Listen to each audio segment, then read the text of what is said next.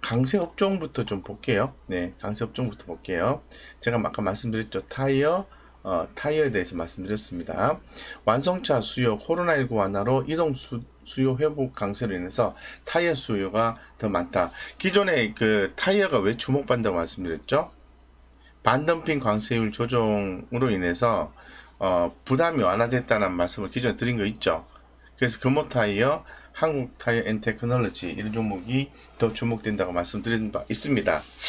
그래서 이제 긍정적인 업황에 따라서 실적 개선 기대감 굉장히 중요해요. 예, 예. 그래서 뭐 효성 첨단 소재라든가 그리고 한국 타이어 앤 테크놀로지나 금호 타이어, 코롱인드 이런 종목들이 타이어 관련된 업종으로서 부각이 되었다로 해석하시면 되겠습니다. 아시겠죠? 네. 그렇게 보시면 되고요. 자, 그 다음에 이제 수소 관련된 종목들을 좀 계속해서 좀 보셔야 돼요. 자, 환경부 수소차 충전소 인허가 과정 원스톱으로 간소화한다. 그리고 현대차고리 2030년까지 수소차 인프라 약 11조 투자를 한다. 네. 기존의 그 4대 그룹의 회장들이 모여서 수소 경제 활성화를 위해서 어, 이제 그 출범을 한다고 얘기를 했었잖아요. 그죠? 기억나시죠? 그래서 여기 이제 관련된 종목이 이제 수소 인프라 관련된 종목인데 뭐 효성화학도 있고 효성 첨단 소재도 있고 기타 다른 종목들이 있어요.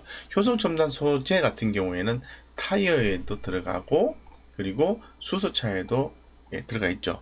그죠? 타이어 코드 그리고 또 수소, 탄소 섬유 이게 다 들어가는 거예요. 상당히 좋죠. 그죠? 그렇게 하시면 되고요. 자, 그 다음에 이제 철강, 철근, 강관 이런 종목들에 대해서는 제가 말씀드렸습니다. 견조한 철강 수요 증가로 2분기 호실적 기대, 2분기 호실적 기대로 인해서 철강이나 철근 종목들이 올랐어요. 그래서 중국의 이제 생산량 감소, 여름과 내년 강판, 원자재 상승분 판가 전이 영향 이런 부분에 의해서 영향을 받았고요. 국내 건설 경기 회복으로 인해서 2022년까지 내년이죠. 철근 내수 확대도 기대가 된다는 내용도 함께 나와 있습니다. 네. 그리고 이제 철강 쪽이 올라가다 보니까 아무래도 비철금속도 움직이고 있는 거죠. 그래서 비철금속이 최근에 가격 조정이 나왔어요. 그래서 기존에 제가 이구 산업이나 이런 종목들, 대창 이런 종목들, 현대 BNG 스틸 이런 종목들, 니켈 관련된 현대 BNG 스틸이죠. 사마 알미늄 이런 종목들도 서서히 또 움직임이 있다. 그래서 비철금속 가격 변동 단기적인 전망에 부각이 되었다고 말씀드리고요. 중국에서 비축물자 매각에 구리, 아연, 알루미늄 선물 가격이 하락했다는 건 잊지 마시고요.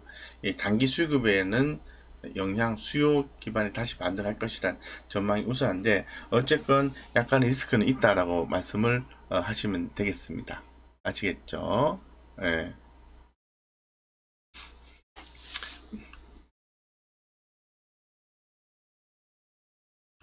답변도 없으시고 기존에 나온 내용 설명만 해주신 방송인지 궁금하네요. 네, 생각하시는 대로 생각하시면 됩니다. 네. 지금, 이 방송의 내용을 전혀 간파를 못 하시는데, 이거 상담을 위한 방송이 아니에요. 상담은 간헐적으로 하는 거고요. 오늘 하루 있었던 일을 파악을 해서, 투자 포인트를 찾아내는 건데, 네. 음, 답변을 해야 될 의무도 없습니다. 네. 자, 볼게요. 자, 특징주 한번 볼게요. 특징주. 자, 특징주 중에서 우리가 좀 주목을 좀 해야 되는 종목을 보면요. 이 포스코 강판. 그렇죠? 예, 2분기 어닝 서프라이즈 기대감이 강세가 되었다. 라고 말씀드리겠습니다. 그러니까 지금 현재 시장의 포인트가 계속 말씀을 드리지만은 6월 15일 기준에서 우리가 공식적으로 봐야 생각에 집중을 해야 되는 부분은 2분기 실적 기대감이에요.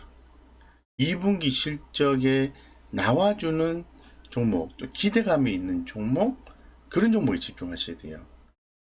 아시겠죠? 그래서 이것도 대우건설도 우리가 기존에도 또 이렇게 좀 지켜봅시다라고 해서 말씀드렸는데 오늘 좀 급등을 해서 좀 아쉬운 감이 있긴 합니다만은 연내 매각 완료 기업 재평가 기대감이라는 말이 나오잖아요. 재평가 기대감. 예. 기대감에 매수세에 몰려 있다. 예.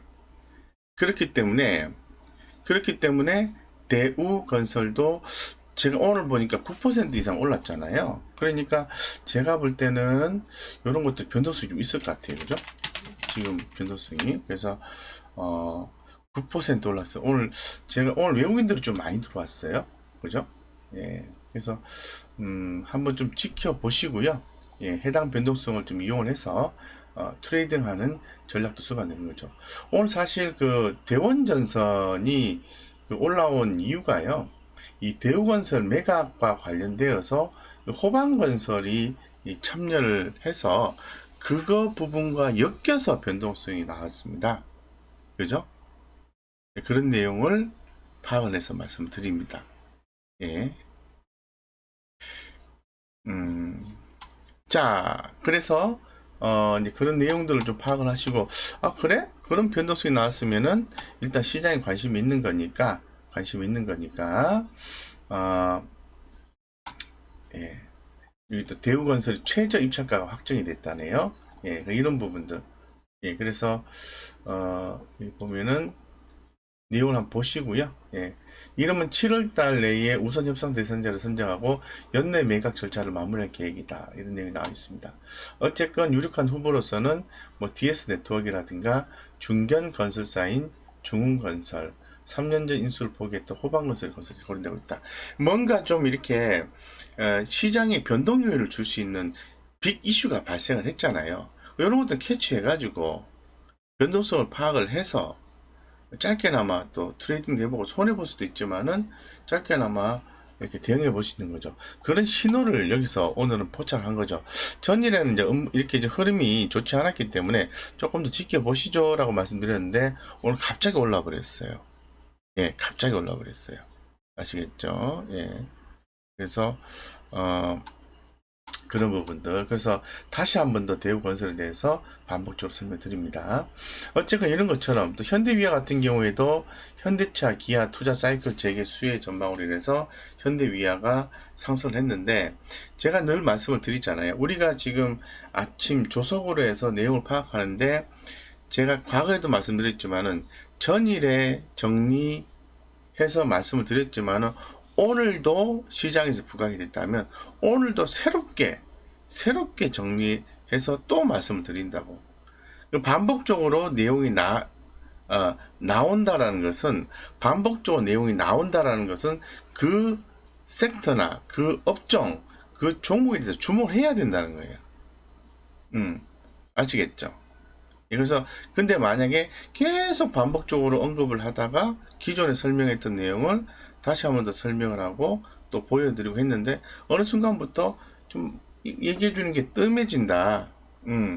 별로 얘기를 안 한다. 그럼 그거는 추세가 깨진 거예요. 그거를 간파를 하시고 따라오셔야 된다는 거예요. 아시겠죠? 예. 음. 그래서 계속해서 이제 말씀을 좀 드리고 있는 거고 그런 취지에 맞추어서 지금 방송을 들으셔야 된다 말씀드릴게요. 기존에 했던 얘기를 안 한다 그러면 그 혼자 네이버로 찾아본 방대한 양을 봐야 되는데 어, 기존에 다 뭐 한 번씩 다 얘기한 거지 할 얘기 뭐 있어요? 우리나라에 2,300개 되는 종목들 다 한 번씩 다 언급이 다 되는 건데 다 언급이 됐네요. 끝이지. 예. 그렇게 생각하면 안 된다는 거죠. 자, 그리고 이제 볼게요. 예, 그래서 지금 제가 깨알 특징줄에서 좀 다시 한번 더 정리를 해봤는데, 이 강세 쪽은 이제 자동차와 철강, 이런 쪽을 좀 봐야 되는데요. 예, 현대차, 기아차, 이 부분은 당연히 좀 주목을 해보실 필요성이 있습니다. 일단 기본적으로 실적이 좋다는 거예요. 실적이 좋다는 거. 그거 하나하고, 차량용 반도체 부족에도 불구하고, 글로벌 판매 호조가 고가 차량 판매 증가로 인해서 컨센서스가 상향 조정됐다는 거예요. 상향. 이게 실적이 좋고 판매량이 증가하고 그리고 일단 반도체 부족으로 인한 생산 감축은 재고 축소로 이어지고 있으며 고가 차량 판매 증가로 수익성이 좋아질 거라는 설명이 나오고 있는 거죠. 긍정적으로 썰을 풀고 있는 거죠. 그러면은 당연히 현대차 같은 것도 오늘 좀 흐름이 좋잖아요. 그죠? 현대차, 기아 이런 것도 보셔야 되겠죠. 그죠? 계속 우리가 종목을 반복적으로 보면서 이런 내용이 딱 부각이 됐잖아요. 그러면 이거 보세요. 이거 보시면은 이렇게 언급 안 하면은 현대차가 오늘 3% 올라가면서 매수 신호가 떴는지 안 떴는지 그걸 어떻게 알아요? 일일이 차트를 2300개 된 종목 다 둘러봅니까? 아니죠. 시장에서 언급되는 내용이 있는데 딱 차트를 열어보니까 매수 신호가 떴네. 이렇게 가는 거죠. 그죠? 네, 그렇게 하시는 거예요. 네. 그래서 내용 파악하는 게 굉장히 중요하다라고 말씀을 좀 드리죠. 네. 해바라기님께서 내용을 좀 적으셨네요. 대우건설, 호방건설과 됐는데 분식회계 내부 알고 보니 빚이 너무 많고 복잡해서 그런데 중흥건설이 인수한다고요? 또 뻑뻑이 날리는 건 아닌지요? 예, 좀 이런 부분도 과거에 있었다는 건데 그런 부분도 좀 내용을 확인해 보고 참고해 보시는 것도 괜찮을 것 같습니다. 모르죠. 어쨌건 근데 대우건설을 좀 매각하는 이슈는 공적자금 회수와도 관련이 있습니다. 예, 그래서 조금 더 시장의 이제 관심을 이제 불러일으키는 팩트를 갖고 있기 때문에 그런 변동성을 이용을 해서 수익을 남기는 게 우리의 목적인 거죠. 투자자의 목적인 거죠. 그죠? 예, 그래서 어쨌건 여러 가지 내용들을 고려하셔야 되겠지만 저는 제가 생각하는 것은 시장에 이제 관심이 모아질 수 있는 경우냐라고 생각하는 거거든요. 예, 그죠? 예. 네, 보겠습니다. 네. 그 다음에 아까 철강주 말씀드렸고, 자, 키움증권이 있잖아요. 자, 키움증권이 오늘 좀 주가 흐름 좋았어요. 종합금융투자사업자 요건 충족. 그러니까 그 제3자 배정 유상증자잖아요. 그래서 이런 경우에는 일반 그 공모 유상증자라든가 주주 배정 유상증자와는 좀 다른 개념으로 접근을 하시는 게 맞습니다.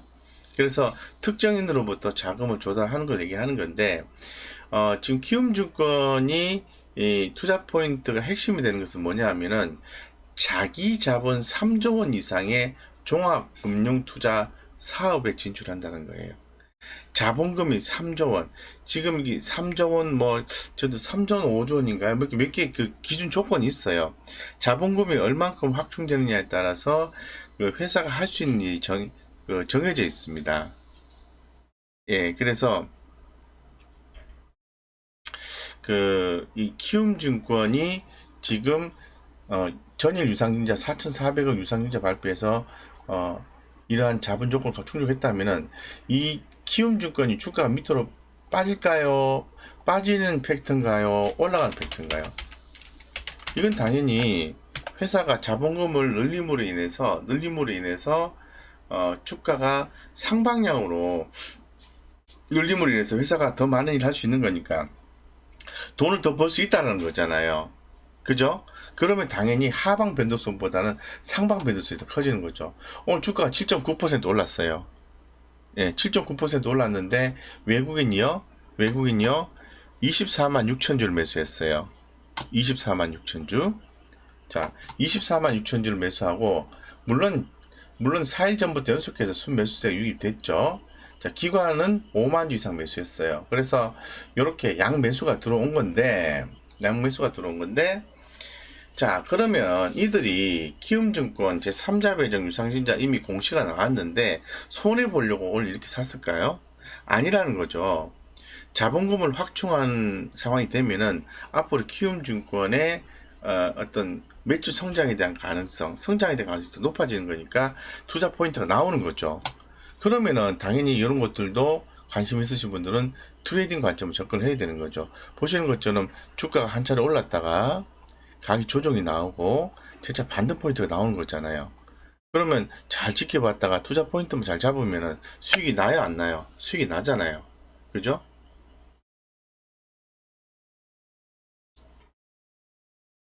그래서 이러한 공시 내용이 나오게 되면은 이게 어떤 의미를 띠는 건지 이렇게 생각하세요. 공시 내용이 나오면은 이게 좋은 거야, 나쁜 거야?